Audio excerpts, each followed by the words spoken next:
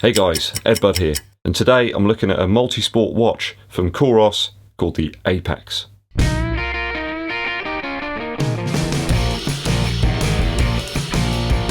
A runner's review today of this higher end but more affordable watch from COROS entitled the APEX.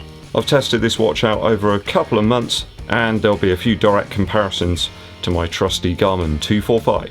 This watch has been sent to me for review by COROS, but I'm not being paid to make this review and no one will be vetting the content of this video before I publish it to you guys. As you remember, a little while back I reviewed the Pace 2 from COROS, really enjoyed that one. There were a few small things about it that I hoped would be slightly different in the APEX, and I was not disappointed. I've certainly found the accuracy of the APEX pretty similar in terms of that with the Garmin 245. I've been using them at the same time on pretty much all of the runs across the last 2 months. All of the runs have been very close in terms of distance.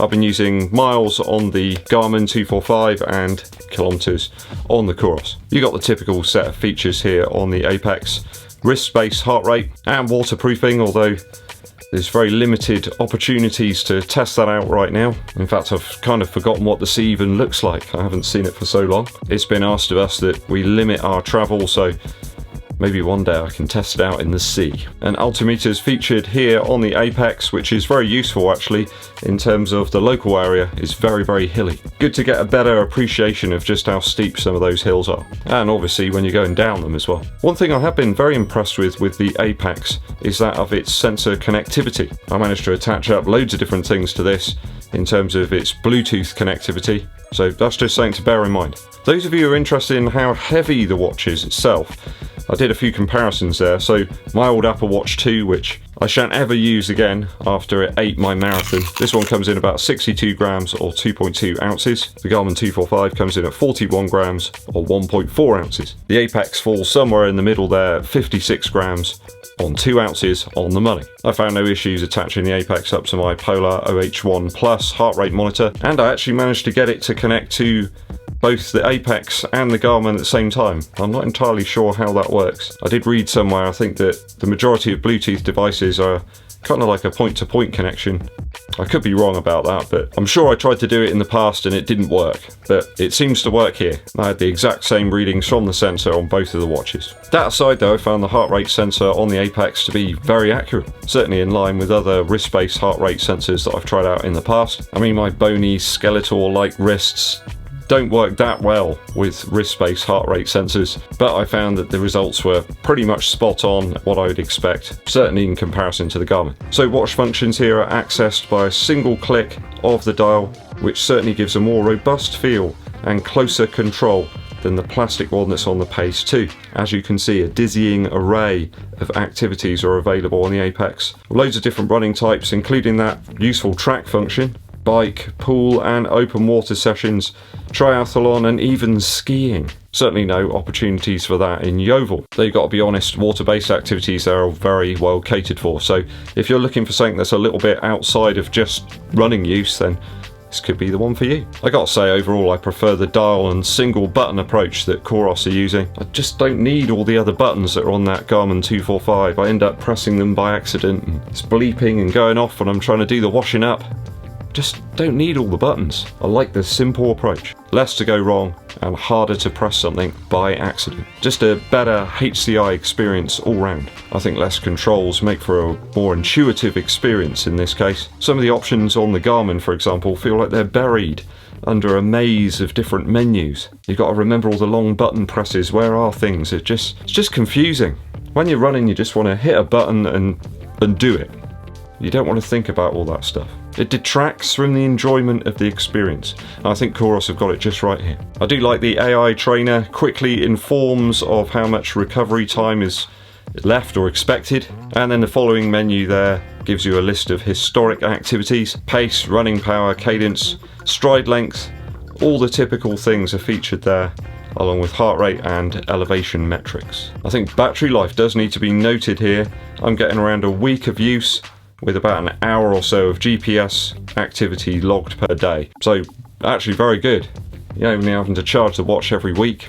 No worries. I think notable differences between this one and the Pace 2 are the navigation features. Sadly, one of those things that none of us are getting to use that much right now, certainly in the UK while we're still in lockdown. Great though that you can upload your own routes there and then follow them with navigation, or you can use a previously recorded activity as a route too. I did experiment importing some GPX files from another app and that works perfectly. So if you're planning on a longer route, perhaps in an area which is a little bit unknown to you, could be ideal. Another very important thing to note about the Apex is that of its construction. A part titanium construction here, and after taking a couple of falls and some scrapes whilst navigating dark corridors at night, the watch is none the worse for wear. I really liked the silicone band actually on the Apex. It didn't feel like the band was cutting into my wrist at all. I haven't had any problems with it rubbing or sort of chafing my wrist. Rarely has much tomfoolery been required to get a good fit. And it's really easy to clean as well, being silicone. I think those perhaps with a slightly thinner wrist, such as mine, might opt for the slightly smaller model. This is the 46mm version, but I did like the large screen. It was really easy to see pace and the amount of time on certain laps that I was doing within each session. Having that slightly smaller variant might have helped a little bit in terms of the wrist-based heart rate accuracy. I only had a couple of times where there was some erratic readings really. Other than that, it was pretty stable and consistent. I gotta say that the Apex certainly does feel like a more premium product than the Pace 2. Yep, it does come at a higher price, but what you're paying for, it really does elevate the product slightly into a higher realm. The build quality is certainly that little bit better, and you got some of those advanced features built in which are absent from the lower end watch, and I think it makes it more of a serious activity tracking watch rather than the Pace 2. That does a great job if you're just doing running. I think if you're doing some additional activities, then the Apex is the way to go.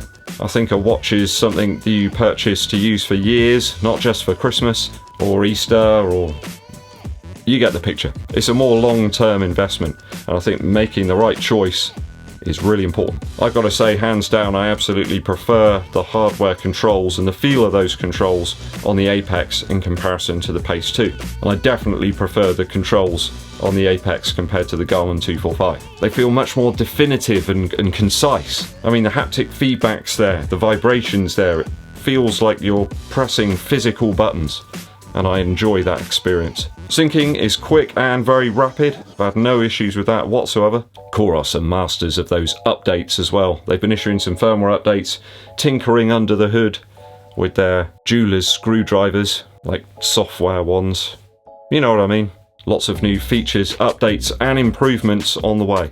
In fact, only yesterday I updated the watch. They're still working on it. And that's good. I like that with a piece of tech. They're constantly adding new stuff. I think a watch for those after a robust, energy-filled device, which has got a premium feel as well. Certainly, I've enjoyed my time with the COROS Apex. Have you been using the COROS Apex in your running or other activities?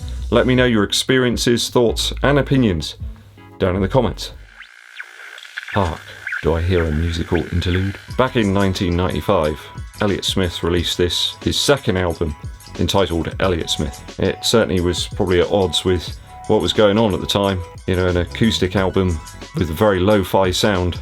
That certainly wasn't what was big with the kids. If you've never heard Elliott Smith's stuff, you're in for a treat. There's an underlying sizzle of analog tape on all these recordings. They really do sound like Elliott recorded them in a kitchen or something. Just with a very meagre set of microphones, he knocked out some absolutely amazing tunes. This guy is a magician on the guitar. R.I.P. Elliott. Favourites on here are all of the songs on the album. In particular though, I really like Christian Brothers. There's like a sort of barely there whispery delivery from Elliott, and it sounds like he's just brushing the strings like so gently, the microphones hardly pick it up. Loads of brushwork drums as well. Occasionally there's a little hint of electric guitar there. On Single File, for example. Every song a weird puzzle that you've got to try and figure out. There's mystique just surrounding everything. It's like a layer of fog on all the tunes. At times it almost sounds like a wandering minstrel, you know, stop by and you're just listening into these little stories. You don't know all of the context, but you're still drawn in. The track, The White Lady Loves You More, is almost like a lullaby.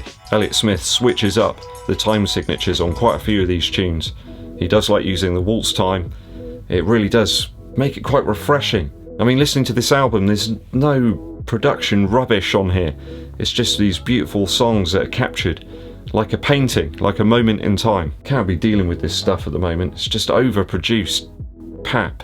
Over polished and in your face. It's just not for me. These albums from Elliott Smith are like staring at a painting, and you can see all of the different brush strokes, the depths of the paints, the layers. It's really quite beautiful. Go and check out any of his work, really. It's all great. Elliott Smith. Thanks for sticking with me to the end of the video today, guys. I hope you enjoyed it. A little more to come later on, maybe. If you haven't done so already, please hit that subscribe button and click the bell below for notifications of when those new videos are launched. And it really helps the channel out if you give this video a thumbs up like. And don't forget to share it with your running buddies. My name's EDDBUD, and I'll be seeing you.